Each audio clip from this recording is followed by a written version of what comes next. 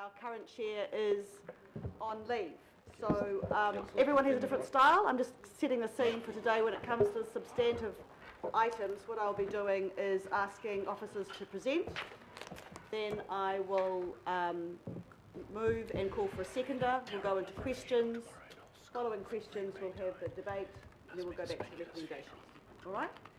So we'll start with apologies. I have a number of apologies. I have apologies from, obviously, Councillor Clow, Councillor Hills, who's on absence on his honeymoon, Councillor Quacks, Member Honeck, who is actually going to be substituted today by IMSB member Glyn Wilcox. I have apologies for early departure from Councillor Cooper and Councillor Lee, and an apology from Councillor Collins for lateness. Happy to move. Thank you. Second. Thank you, Councillor Casey. All those in favour say aye. Aye. Against, carried. Declarations. Call for declarations. Any declarations of any of the items? Right, thank you. Moving on to confirmation of the minutes. We have read those. I'd like to move that the minutes be a true and correct record. Do I have a second? Thank you. All those in favour say aye. Aye. Against, carried. Any petitions? No. Oh, excuse me, Madam Chair. Item 15, accommodation provider targeted rate remission. I have a conflict. Right, thank you, Councillor Cooper. Just so you know, just to make things really easy for me, ladies and gentlemen, the screens in front of us aren't working, and of course what you can see is a little bit trickier for me, so you might just have to bear with me. Public input. We've had a request from Penny Bright. Penny, I didn't get your request, but I'm happy to receive you. Talking on value for money, you'll be aware that you have 5 minutes to speak. I ask you to respect that, please. You'll have a bell on 3 and 2 bells on 5. Welcome.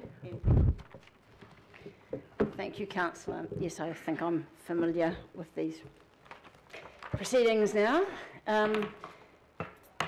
Thank you.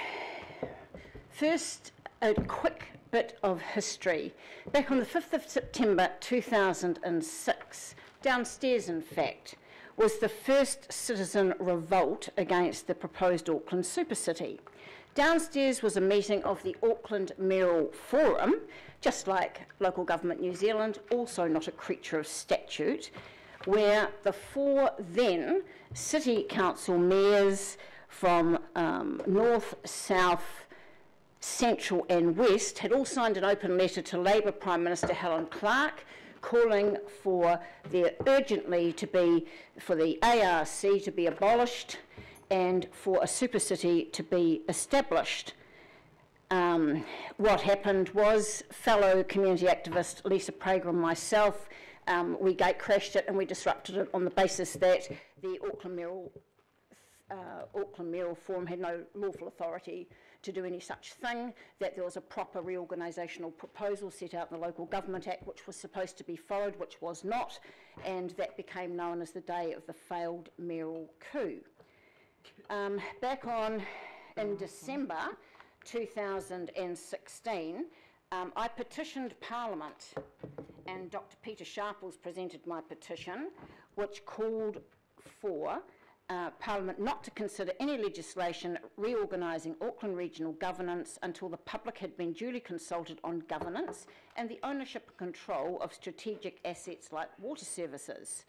And the report of the Local Government Environment Select Committee was, since we received the petition, a Royal Commission of Inquiry into Auckland has been established.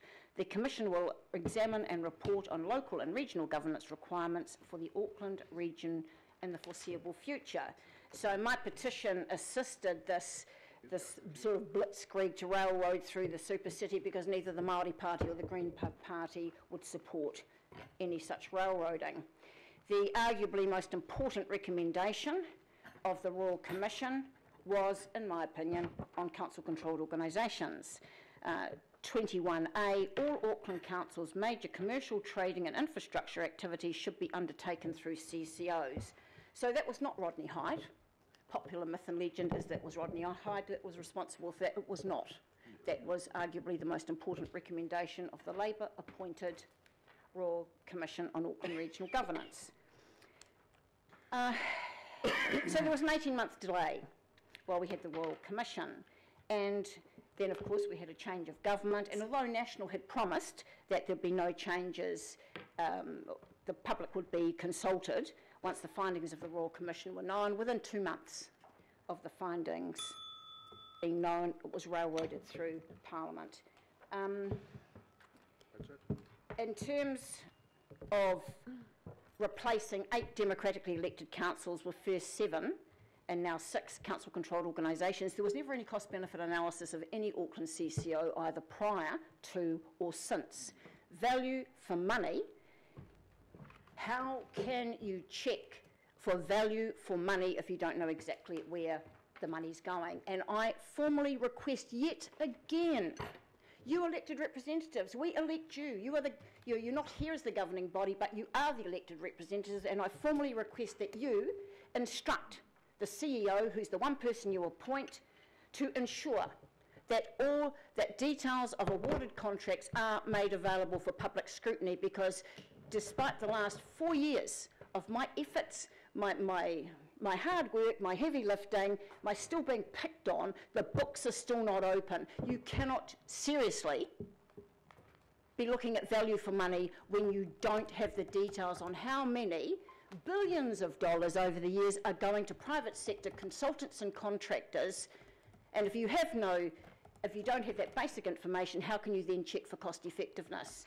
So that is what I'm seeking, and I'm also seeking to know, when are the public, the long-suffering public, going to get a say on reviewing the whole CCO siloed model, where we're watching as our region is being ripped apart, is costing us a fortune, and we are being treated effectively as a giant CCO, a giant cash cow organisation, all pay, no say.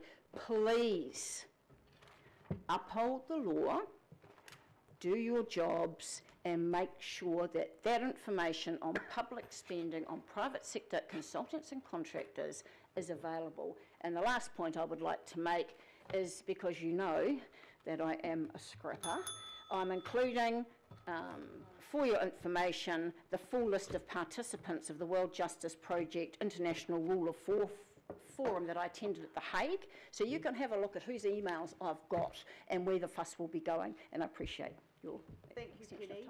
You'll be aware, of course, in public forum we can't answer your questions, but does anyone have a question to Penny? No, well then I'd like to officially thank you for your consistency on this matter, and seconded by Councillor Casey. All those in favour say aye. Aye. It's carried. Thank you. And I've got information to be appended. Yeah. Thank you. Ladies and gentlemen, as you will be aware, we have some of the amenities presenting to us this morning, and it's been suggested to me in consultation with the local board that we change the order of the agenda, so we have the amenities present, and then we have the item, and then we do public forum for the disposal, and then the item around disposal. Second. So I'd like to move that. Thank you, Councillor. All those in favour say aye. Aye.